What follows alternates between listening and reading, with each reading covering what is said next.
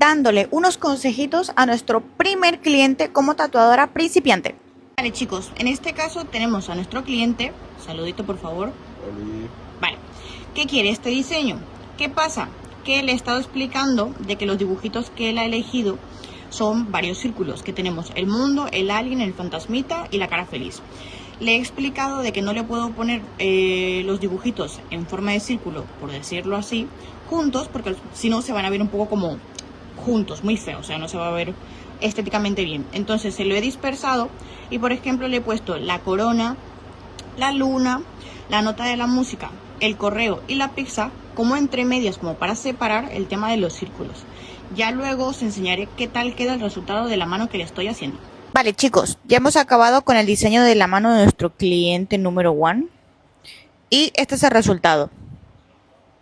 Seguiremos con otra sesión a ver qué más le añadimos.